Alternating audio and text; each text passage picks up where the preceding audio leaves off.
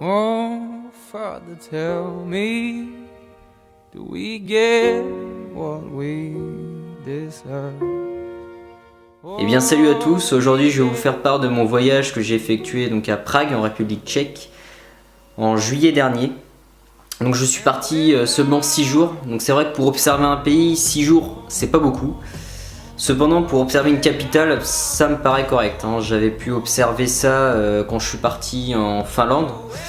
Quand j'ai observé un peu Helsinki, on était resté 48 heures, j'en me souviens, à Helsinki, et on avait déjà fait une bonne partie de la ville, on avait déjà observé pas mal de choses. Donc je pense que 6 jours, ça me semble correct. Donc je suis parti à Prague le 24, donc le mardi 24 juillet 2018. Donc l'aéroport, j'ai décollé de l'aéroport de Nantes, étant donné que c'est l'aéroport le plus proche d'où j'habite. On a décollé aux alentours des 8-9 heures du matin. Puis on est arrivé à Lyon, on est resté 1 heure à Lyon, c'était une petite escale. Et puis après on a décollé de Lyon pour arriver à Prague, du coup sur les coups de midi voire 12h30. En arrivant à l'aéroport, je voulais dans un premier temps faire donc changer en fait mon argent, puisque bien que la République tchèque soit membre de l'Union Européenne, ils ont quand même une monnaie propre à leur pays qui s'appelle la couronne tchèque. J'ai d'ailleurs ramené de la monnaie donc, que j'ai juste ici. Donc la monnaie tchèque est assez simple puisque 25 KC équivaut à 1 euro. Donc j'ai dans un premier temps de la monnaie comme celle-ci que je vais vous montrer un peu plus en détail.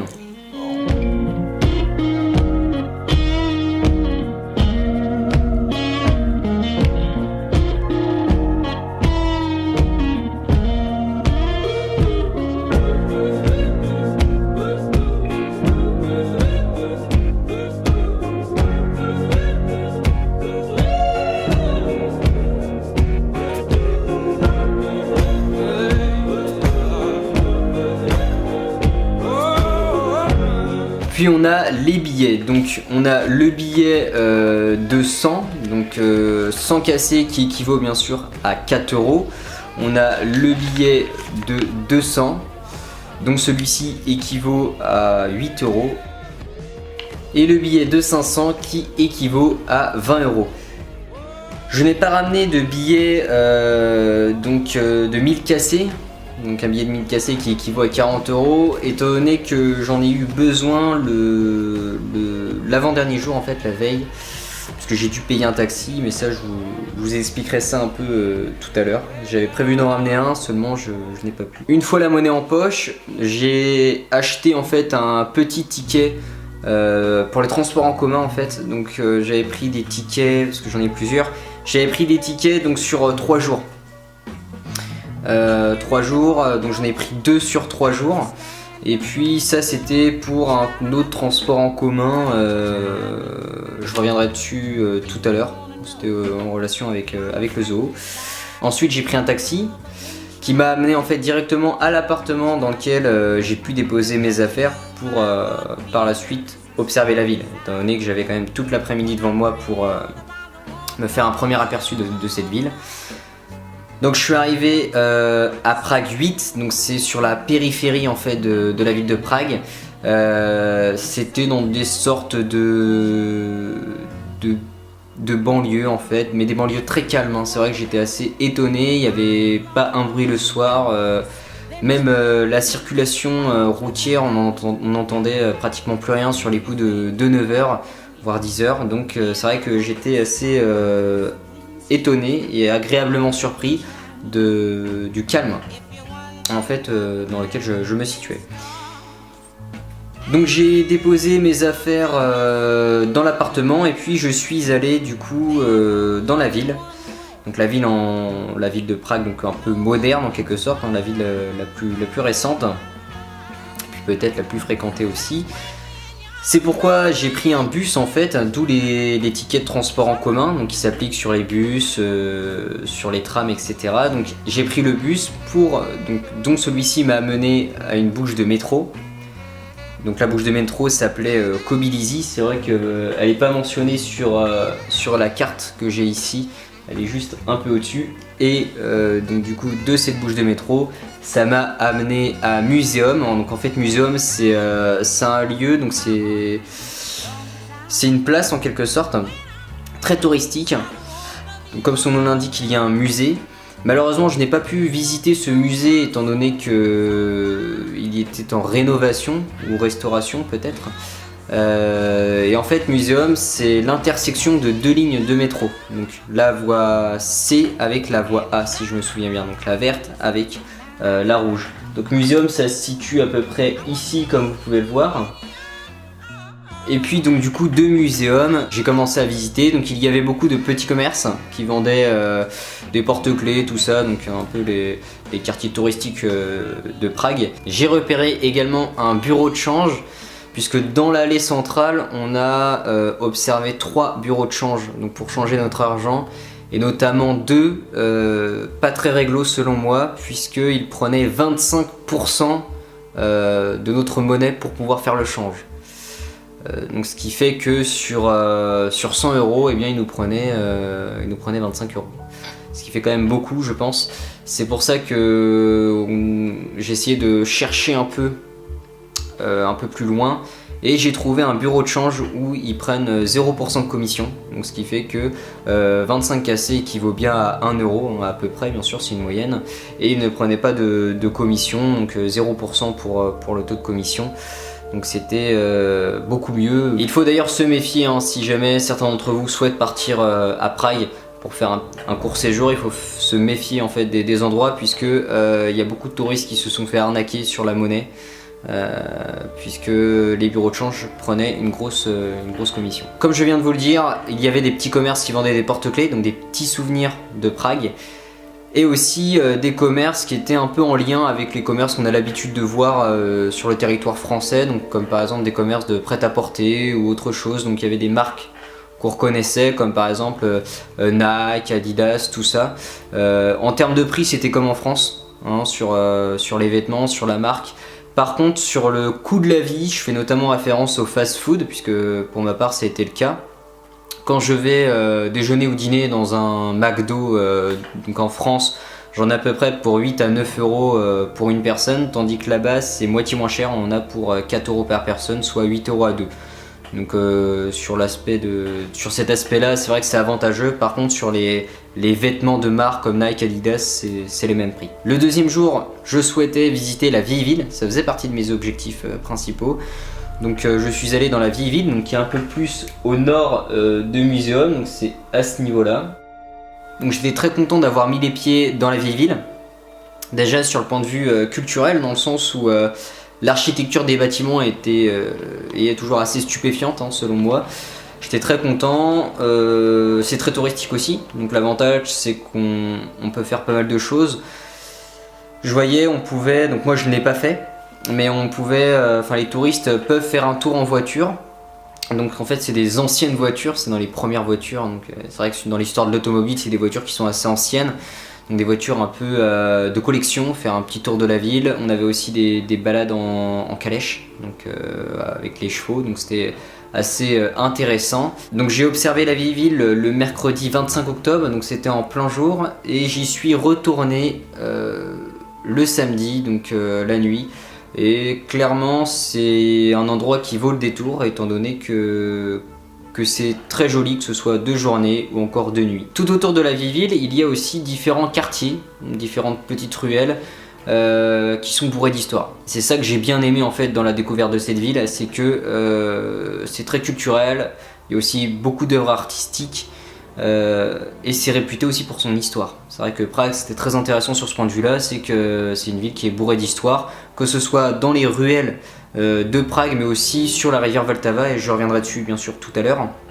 Dans les ruelles, donc on a notamment un cimetière, on peut observer un cimetière juif, donc qui raconte un peu les horreurs de la guerre sous le règne de l'Allemagne, donc pendant la Seconde Guerre mondiale. Il y avait aussi des quartiers de luxe, hein, donc reconnaissables bien sûr par leurs voitures qui étaient garées dans les ruelles. On n'avait que des belles marques de voitures, des Mercedes, des Audi, tout ça. Et puis bien sûr des vitrines de magasins où ils vendaient des Rolex et puis des parfums comme Dior ou autres. Le soir de cette deuxième journée, je suis allé à Náměstí Republiky. Donc Náměstí Republiky, c'est aussi au nord de la vieille ville, disons plus au nord-est. Donc à peu près à ce niveau-là. Et à Náměstí Republiky, il y a le Palladium. Donc j'étais accompagné d'une personne qui souhaitait voir le Palladium. Donc moi je me suis dit pourquoi pas. Le Palladium en fait c'est un très grand centre commercial, un peu comme Atlantis pour les personnes qui habitent aux alentours de Nantes. Bon, bref, c'est un très grand centre commercial, donc sur plusieurs étages d'ailleurs. C'est vrai que j'étais étonné aussi à ce niveau-là. C'est quelque chose que je n'ai pas encore observé en France. Je l'avais observé quand je suis parti en Finlande. Des magasins sur plusieurs étages, ça fait comme une tour en fait. On a par exemple 3 niveaux au-dessus du sol et 3 niveaux en dessous du sol. C'est assez incroyable d'ailleurs. Dans les observations que j'ai pu faire, pour la petite anecdote, c'est que quand j'étais parti en Finlande, j'avais vu des niveaux, j'avais vu 5 niveaux dans un bâtiment, donc on avait différents commerces, et 5 niveaux pour moi c'était énorme. À Prague, j'ai vu des bâtiments où il y avait 7 niveaux, donc c'est quand même assez grandiose. Et le Palladium en fait c'est très intéressant puisqu'on a différents commerces, seulement ça m'a pas non plus trop intéressé dans le sens où c'était des enseignes de magasins qui étaient un peu en lien avec celles que j'ai l'habitude de fréquenter en France. Hein, ce n'est pas vraiment unique à la culture tchèque, c'est pourquoi je conseille bien sûr d'y aller, c'est intéressant d'y aller, mais j'y suis allé qu'une fois, quoi. Donc le deuxième jour s'est achevé donc, sur l'histoire du Palladium. Ensuite le troisième jour, donc c'était le jeudi 26 juillet. Je souhaitais retourner dans la vieille ville et même dans la ville un peu moderne, c'est-à-dire à l'endroit muséum donc du début, pour un peu faire des photos, faire des vidéos, notamment filmer différentes prises, différents plans pour le film que j'ai tourné là-bas. Ça bien sûr je reviendrai dessus à la fin de la vidéo. Et en vagabondant un peu dans les rues de Prague, nous sommes arrivés au niveau de la rivière, donc de la rivière qui s'appelle la rivière Vltava.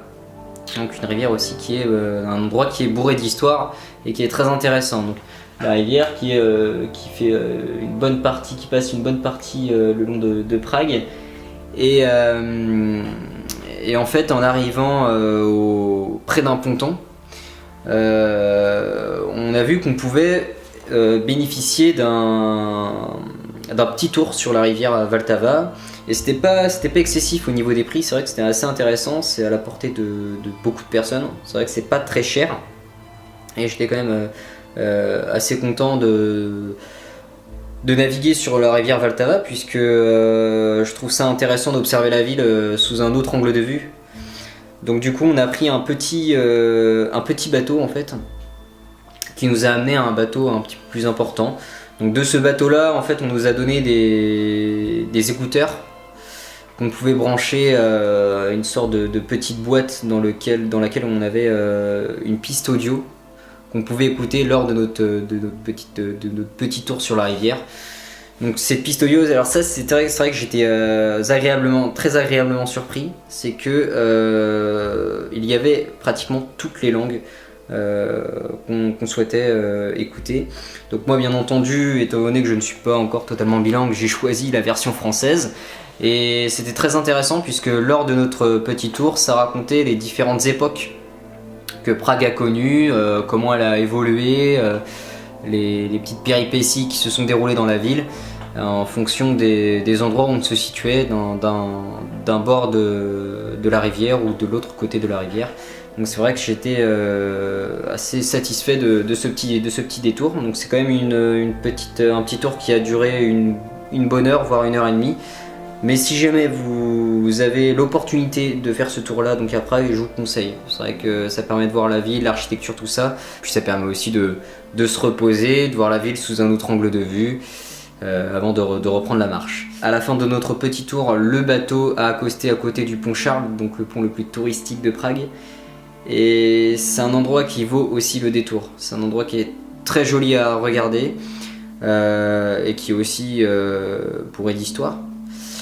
J'ai marché sur ce pont donc de jour mais aussi de nuit puisque j'étais retourné le samedi, et c'est vraiment un pont sur lequel on peut voir une bonne partie de la ville, hein. Et je pense que si jamais vous avez aussi l'opportunité de marcher sur ce pont, je vous le conseille fortement. Le 4e jour, je souhaitais absolument visiter le zoo de Prague.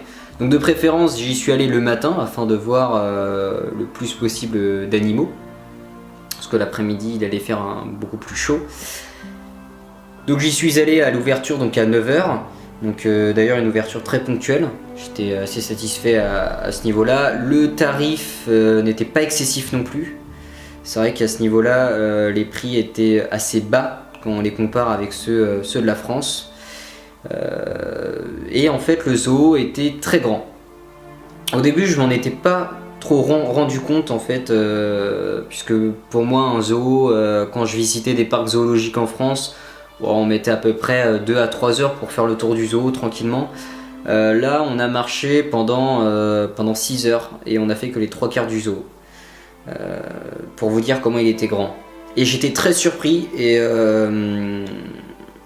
très content aussi, en fait, la manière dont les animaux sont traités.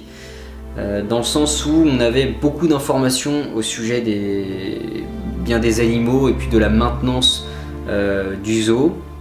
On avait aussi les prix des animaux.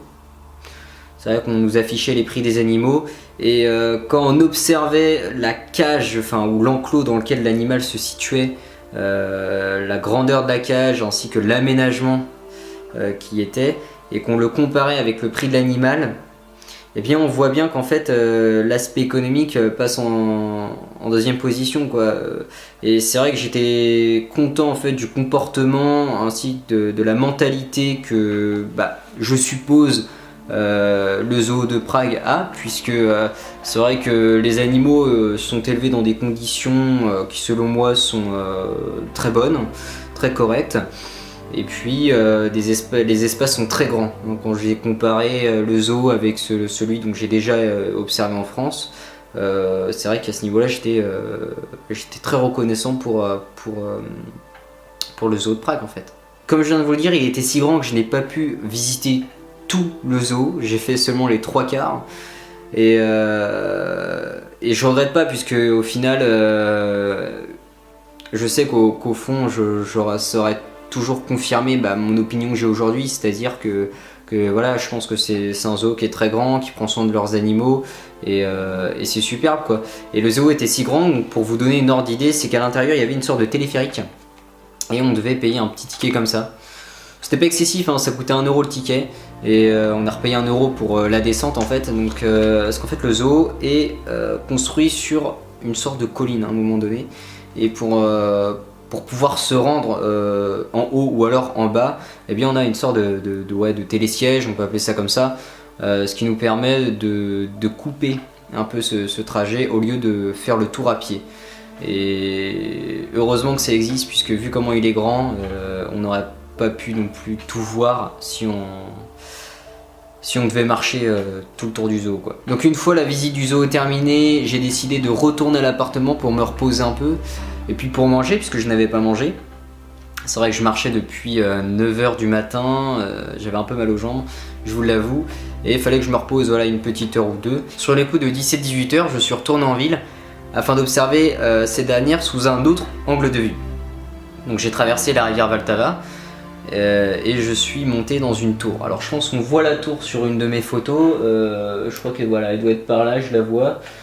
Et c'est quelque chose que j'avais déjà effectué quand j'étais parti en Finlande. C'est vrai qu'en Finlande, dans la ville donc à Tampere, j'étais allé dans une tour afin d'observer la ville à la fin de mon séjour. Et je m'étais dit pourquoi pas faire ça, si jamais je peux le faire bien sûr, dans les autres villes ou les autres pays que j'allais observer. Donc j'étais très content qu'une tour existe, c'est pourquoi je suis allé dedans, ça m'a permis de voir la ville donc de haut, j'étais très content d'ailleurs. Donc après la tour, je n'ai pu visiter beaucoup de choses, dans le sens où j'estimais avoir visité beaucoup d'endroits. Bien entendu, je n'ai pas visité tous les lieux touristiques de Prague, Mais voilà, le samedi je voulais un peu me reposer, donc c'est vrai que je suis retourné un peu en ville. Et puis l'après-midi, j'ai passé l'après-midi et aussi une bonne partie de la soirée avec 2 jolies Pragoises avec qui j'ai pu échanger, donc sur différents sujets d'ailleurs. Et c'est vrai que c'était très gentil de leur part en fait de me raconter en fait leur vision des choses, puis de me faire visiter Prague aussi, puisque je suis retourné à la vieille ville donc de nuit avec elle. Et aussi sur le pont Charles. Donc c'est pour, comme je vous le disais tout à l'heure, c'est vrai que la vue était très jolie, que ce soit de jour mais aussi comme de nuit, parce que j'ai pu voir la vue de nuit. Et puis la soirée s'est terminée sur les coups de 1h du matin.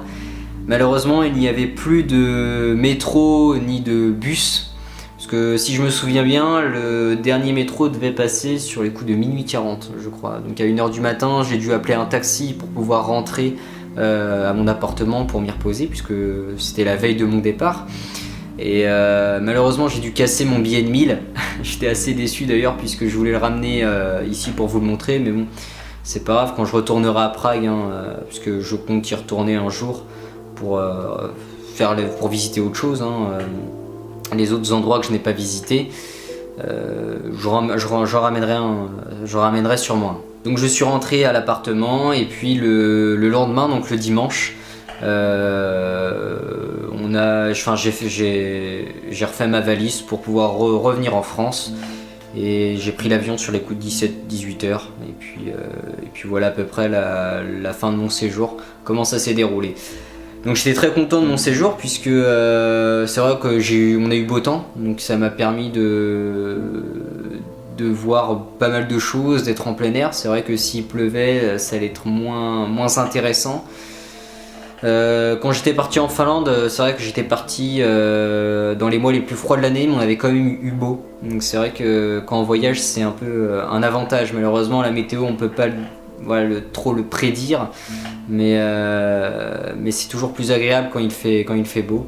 Donc je suis très content d'avoir découvert la ville de Prague. Si jamais vous êtes un peu voyageur, un peu comme moi, vous voulez découvrir d'autres pays, d'autres cultures, et que vous vous posez question pour la République tchèque, je vous conseille fortement. C'est un pays qui est très intéressant, déjà parce que c'est une ville, là je fais référence plus à Prague qu'à la République tchèque en général, c'est une ville qui est très évoluée, et aussi d'un côté elle garde son charme traditionnel, son architecture, son histoire. Et l'histoire, je pense, très intéressant, ça peut vous enrichir sur le point de vue intellectuel. Et ouais, je pense que c'est une ville qui mérite d'être visitée. Je terminerai cette vidéo par une petite annonce. C'est vrai que, comme je vous l'ai dit tout à l'heure, j'ai mentionné le fait que j'étais parti en Finlande. Donc j'avais fait aussi une vidéo sur la Finlande. Et j'avais fait une sorte de petit film qui s'appelait Perception en terre finlandaise. Donc en fait ça consistait à partir en voyage, donc à découvrir un autre pays, tout en s'arrachant de notre quotidien, puisqu'on est en quelque sorte dépaysé, on doit faire face à une autre langue, à une autre culture si je puis dire. Et le fait de s'arracher de notre quotidien, eh bien, ça permet de prendre un petit peu de recul sur notre vie, sur soi-même, et en fait on part en quelque sorte aussi en quête de soi-même. Donc j'avais fait une sorte de film, si je peux appeler ça comme ça, un film de 50 minutes à peu près, 54 minutes si je me souviens bien pour être exact. J'avais appelé ça Perception 1. Et je souhaitais faire un peu la suite logique de ce film en allant à Prague. C'est pourquoi je vous annonce qu'il y aura bien sûr la suite logique qui s'appelle Perception 2, cette fois-ci en terre tchèque, qui sort bientôt. Donc qui est en quelque sorte une ouverture d'esprit suite à une prise de recul en observant un autre pays. Donc j'espère que cette vidéo vous a apporté des choses. Je vous remercie de vous abonner, c'est vrai que vous êtes de plus en plus. Je vous remercie aussi de me soutenir. Je vous dis à bientôt. Salut à tous.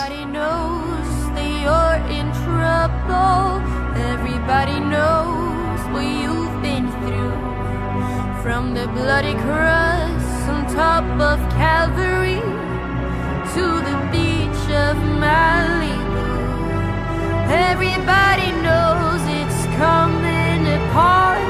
Take one last look at the Sacred Heart. before it blows.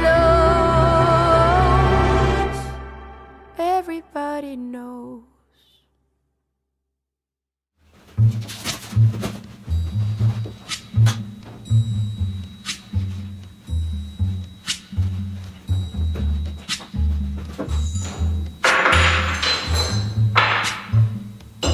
Mais aussi me permettant de... Non, merde, attends, c'est bon, j'étais bien. Mais aussi de m'ouvrir au secteur de l'industrie. Mais aussi de m'ouvrir au secteur de l'industrie. Et le fait de maintenir des machines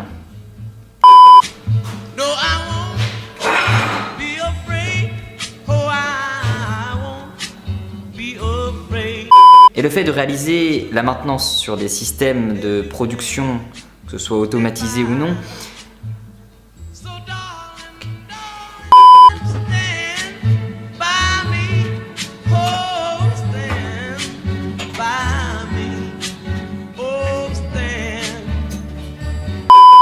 de toute évidence, la maintenance industrielle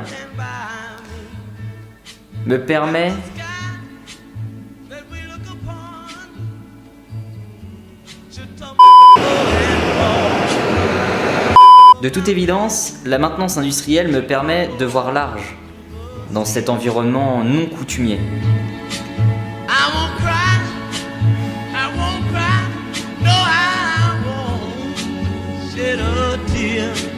Just as long as you stand by me. And darling, darling, stand by me. Oh, stand by me. Oh, stand now. Stand by me. Stand by me.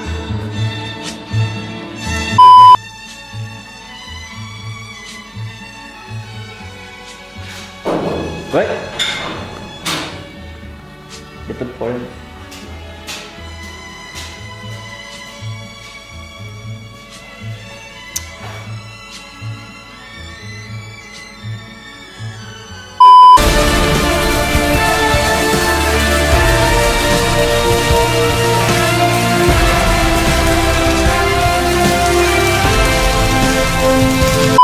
Par l'ingénierie de l'homme, j'ai tout de même remarqué la place qu'occupait l'industrie.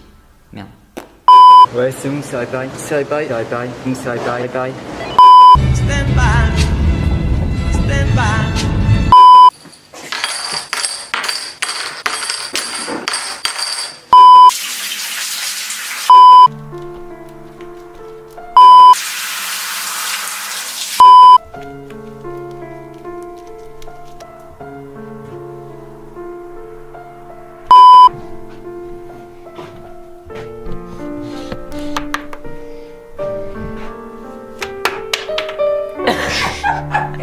La vidéo. Et faut que ce soit vraiment dégagé et que après on...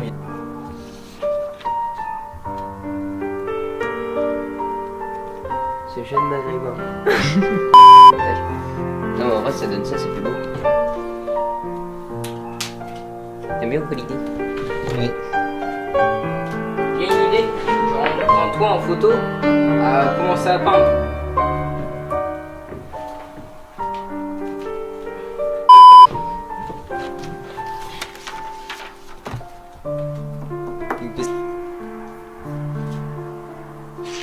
Penseur.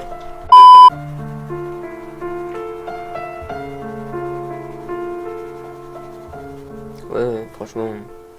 Après, ça se passe. Hein. Moi, j'aime la bite. T'en fous, y'aura pas de son. Moi aussi, j'aime gêner. Quoi? Bah oui. Alors. Le mec en vidéo, tu sais, ça fait pas du tout sérieux, j'aime la bite. Stand by me. Stand by me. Whenever you're in trouble, won't you stand by me? Oh, stand. Non, mais en 3D, ça fait mieux quand même. 3D ou ombre? 3D. Ouais, c'est là. Ouais, c'est ma préférée aussi. Après, voilà, on est une équipe soudée. Comme des frères, on travaille ensemble pour réaliser le projet de notre frère, voilà. Oui, le blanc qui est derrière la caméra.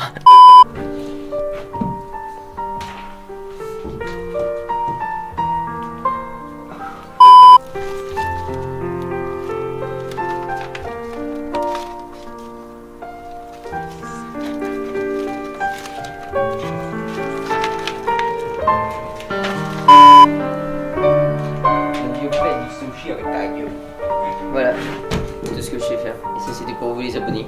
Voilà, à la prochaine pour une nouvelle vidéo.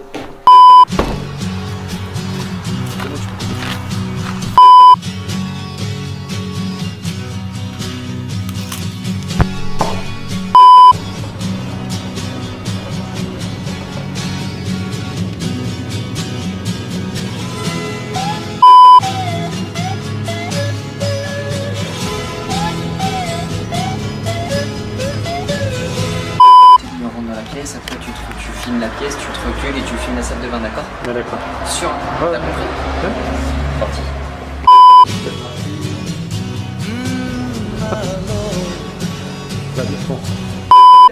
Co si kdo může naríst, kam má odejít a proč.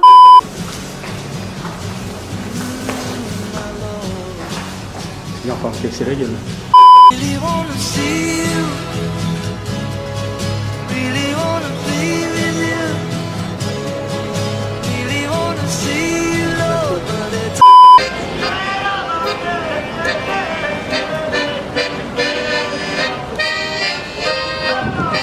Nous faisons partie du Far West de l'Union Européenne et nous sommes pas trop bons. Oula.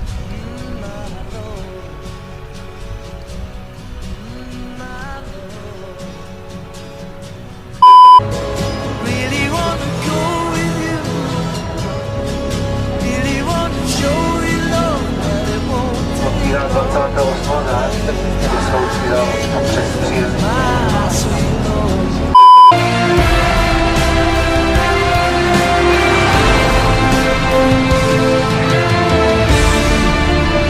This is a man's world. This is a man's world.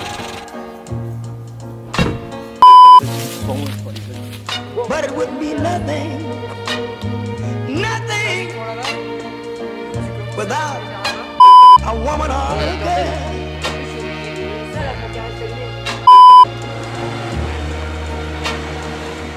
You see, man made the cars.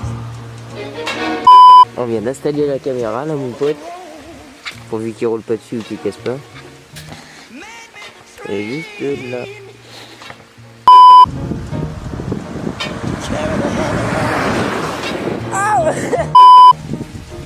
Man made the electric light to take us out of the dark.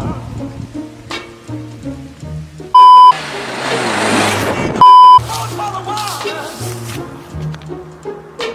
like Noah made the ark. This is a man's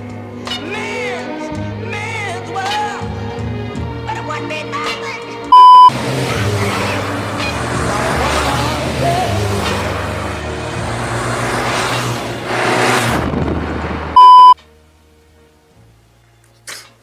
Bon bah skip c'est passé. Man thinks about a little bit of he can. You know that man makes money to buy from other men. This is a man's world. But it would be nothing, nothing, not one little thing without a woman or a girl.